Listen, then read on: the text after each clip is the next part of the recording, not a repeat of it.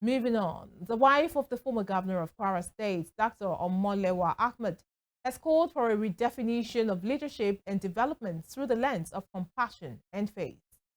She spoke at the 2025 conference of the Center for Gender, Humanitarian and Development Studies, Redeemers University, Osun State.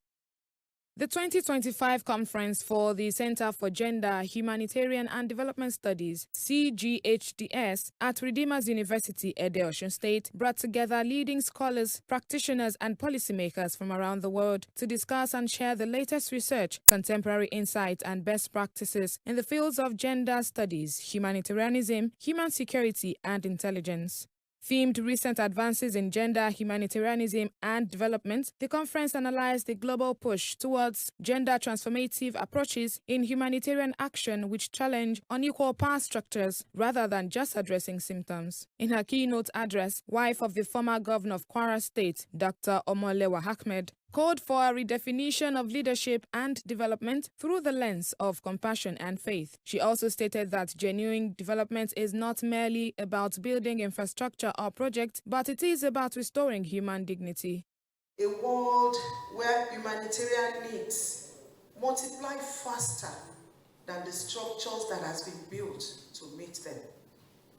A world where suffering is global, but compassion is increasingly selective.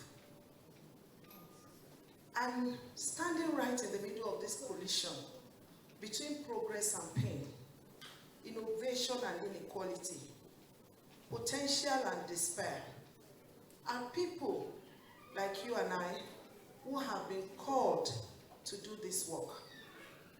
We that carry faith as our compass, we who hold compassion as our mandate, we that labor, often quietly and unseen, to build hope where hope has been broken. This moment demands something deeper than performance or policy. It demands identity. Earlier, Dr. Mrs. Olaoye, who represented Professor Francisca Oladipo, the Vice-Chancellor Thomas Adewumi University, delivered a presentation on gender and artificial intelligence as a strategic intervention tool for humanitarian action in Africa.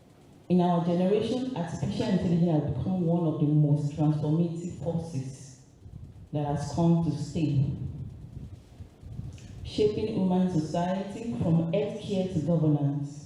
From agriculture to education, AI, as we know it, has demonstrated its ability to redefine how we live, learn, and respond to crisis.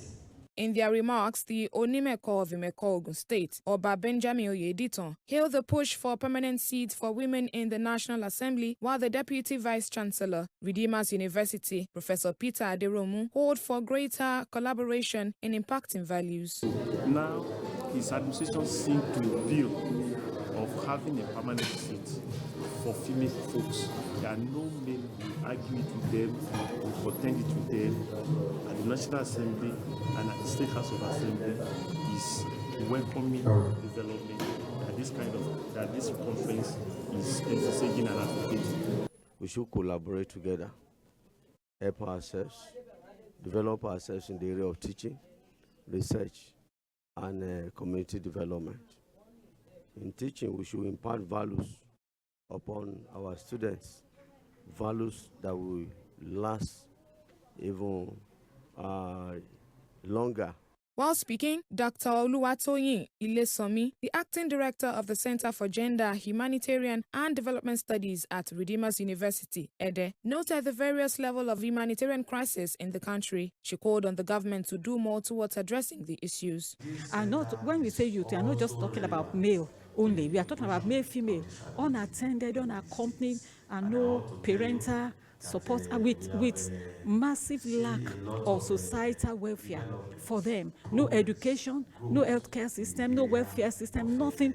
And these ones, many of them are highly involved in drug trafficking. They are also highly involved in commercial sex work and dangerous activities that not only impair their health, but also make them a danger to the society.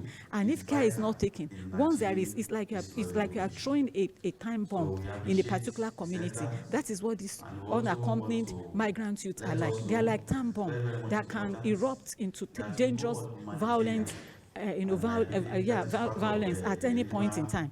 And so we are looking and calling upon the government, policymakers, decision makers within institutions and at the government level to begin to address this issue before we have, climax. Among the dignitaries present at the opening day activities include the Vice Chancellor of Redeemers University, represented by the Deputy Vice Chancellor, wife of the Vice Chancellor, Redeemers University, Pastor Mrs. Anna Akindele, Executive Secretary, Osun State Bureau of Persons Living with Disabilities, Ayobami Oyetunde, and several other distinguished guests from various parts of the country.